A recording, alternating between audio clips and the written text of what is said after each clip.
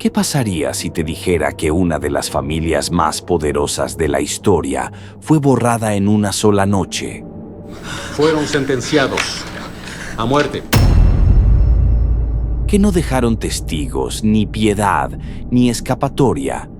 ¿Realmente sabes lo que ocurrió con los Románov? Lo que vas a descubrir hoy cambiará todo lo que creías saber sobre su destino, porque detrás de su caída no solo hubo política, hubo traición, horror y quizá una maldición sellada en sangre. Quédate hasta el final y te mostraré los secretos que durante décadas intentaron enterrar con ellos. Los zares gobernaban como monarcas absolutos. Nicolás II, el último zar de Rusia, ascendió al trono en 1894. Tenía apenas 26 años. Era realmente consciente del peso que estaba a punto de cargar. Nicolás no quería ser zar. En sus propias palabras, se sentía completamente incapaz de gobernar. Pero el destino no le preguntó. Heredó una Rusia dividida.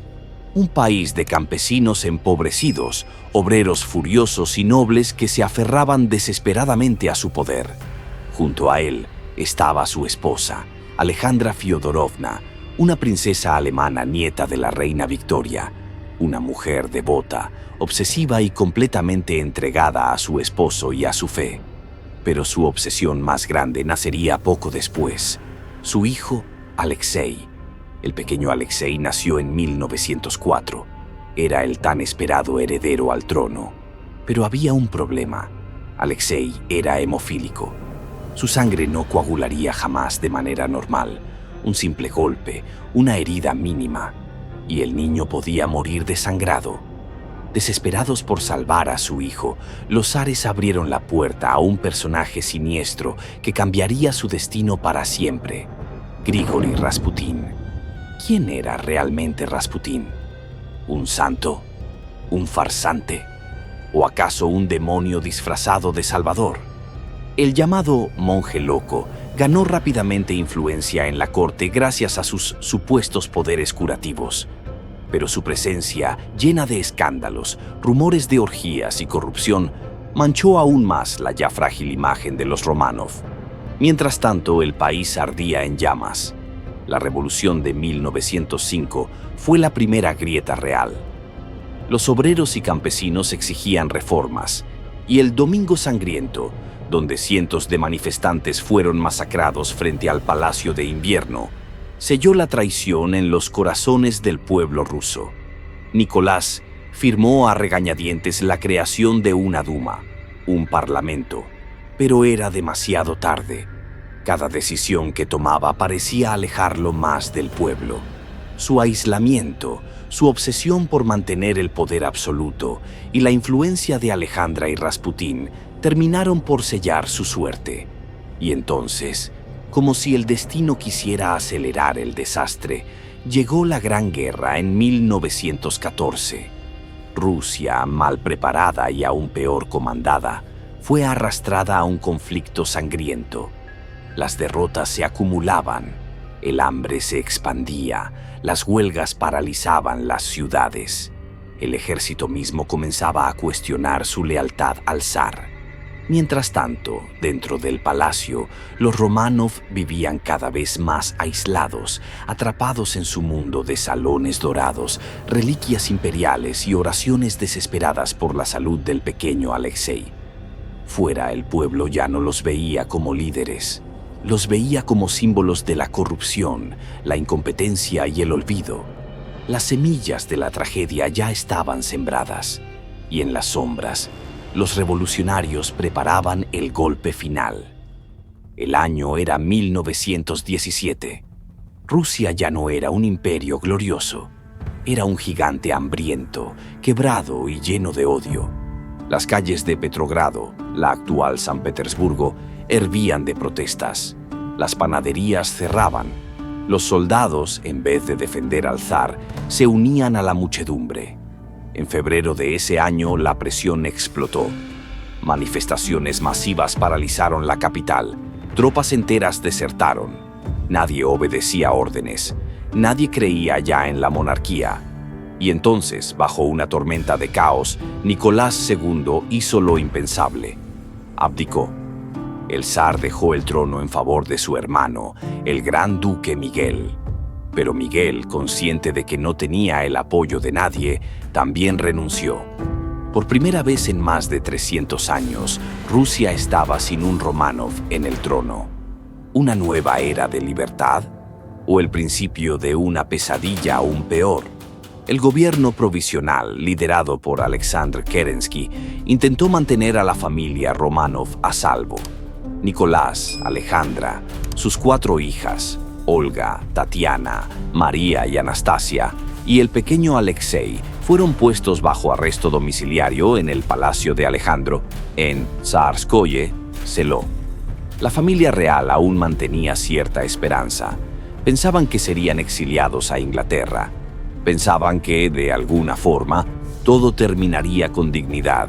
Pero la historia ya había decidido otro final. En octubre de 1917, los bolcheviques, liderados por Lenin, derrocaron al gobierno provisional en un golpe fulminante, la Revolución de Octubre. Ahora, Rusia no era un país en transición. Era un campo de batalla ideológico. Para los bolcheviques, los Románov no eran solo antiguos monarcas, eran símbolos vivos de todo lo que debía destruirse. Mientras la guerra civil entre los rojos y los blancos estallaba por todo el país, el destino de la familia se volvía cada vez más oscuro. En la primavera de 1918, fueron trasladados a Ekaterimburgo, una ciudad industrial en los Urales. Allí, en la llamada Casa Ipatiev, serían vigilados de cerca por la temida policía secreta bolchevique, la Cheka. Las condiciones eran duras. Se les prohibió hablar en voz alta. Sus sirvientes fueron humillados. Les confiscaron casi todas sus pertenencias, excepto algunos objetos personales ocultos entre sus ropas, diamantes cosidos en los corsés de las princesas, pequeñas joyas escondidas como últimos vestigios de su grandeza. Y sin embargo, Nicolás seguía rezando. Alejandra seguía escribiendo en su diario. Las hijas cantaban para pasar el tiempo, como si no quisieran o no pudieran aceptar lo inevitable. Pero en Moscú la orden final ya había sido firmada. Lenin y el alto mando bolchevique, temiendo que los blancos pudieran rescatar a la familia imperial, tomaron una decisión brutal: eliminar a los Románov, sin juicio, sin testigos, sin piedad. Era la madrugada del 17 de julio de 1918. La familia Románov fue despertada brutalmente y llevada a una pequeña habitación en el sótano. Nicolás, aún medio dormido, cargaba en brazos al enfermo Alexei. Alejandra, las 4 princesas y un pequeño grupo de sirvientes fieles los seguían en silencio. Les dijeron que serían trasladados debido a los combates cercanos. Les pidieron que esperaran allí. Minutos después, la puerta se abrió. Un grupo de hombres armados irrumpió en la habitación. Uno de ellos, Yakov Yurovsky, leyó rápidamente una sentencia. El Comité Ejecutivo del Soviet de los Urales ha decidido ejecutarlos. Nicolás apenas alcanzó a preguntar: ¿Qué? ¿Qué? Y entonces los disparos comenzaron. Fue una masacre brutal. Nicolás fue el primero en caer. Alejandra murió casi de inmediato. Las hijas, protegidas momentáneamente por los diamantes escondidos en sus corsés, resistieron los primeros tiros, gritando, llorando, hasta que fueron rematadas a bayonetazos. El pequeño Alexei, débil y asustado, recibió varios disparos. No fue una muerte rápida. No fue una muerte limpia, fue un acto salvaje, como si los ejecutores quisieran asegurarse de borrar hasta el último vestigio de los Románov. Los cuerpos fueron arrojados a un camión, despojados de sus ropas y pertenencias, mutilados para evitar reconocimientos futuros. Durante horas, los verdugos buscaron un lugar donde esconderlos. Finalmente, en un bosque cercano llamado Koptiaki, cavaron una fosa improvisada. Algunos cuerpos fueron quemados, otros cubiertos de ácido para borrar cualquier rastro de su identidad. Por décadas, el mundo ignoró el verdadero paradero de los restos. ¿Habían muerto todos? ¿Había sobrevivido alguien? En los años que siguieron surgieron rumores que alimentaron el mito. ¿Anastasia Romanov había escapado? ¿Alexei había sido rescatado? Decenas de impostores aparecieron. La más famosa, Anna Anderson, aseguraba ser Anastasia.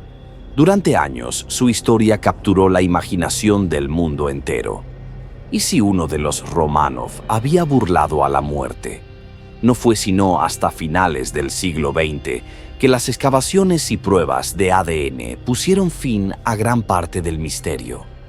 En 1991 se encontraron los restos de Nicolás, Alejandra y 3 de sus hijas, y en 2007 se descubrieron los restos faltantes, Alexei y la 4ª princesa. La verdad era más trágica que cualquier leyenda. Todos habían muerto aquella noche. En 2000, la Iglesia Ortodoxa rusa canonizó a la familia Romanov como mártires, no por su poder, no por su riqueza, sino por el sufrimiento y la brutalidad de su final. Hoy, sus huesos descansan en la Catedral de San Pedro y San Pablo, en San Petersburgo, un recordatorio eterno de cómo la historia puede cambiar en un suspiro, de cómo incluso los más poderosos pueden desaparecer de un plumazo. Pero una pregunta sigue viva, resonando en los rincones más oscuros de la historia. ¿Realmente fue solo política o hubo una maldición mucho más profunda en juego? Porque cuando uno mira el rostro de los Romanov en sus últimos retratos, no puede evitar preguntarse, ¿sabían ya que el destino los había condenado mucho antes de aquella fatídica noche? Dale like y acompáñame en el próximo video que te los dejo aquí.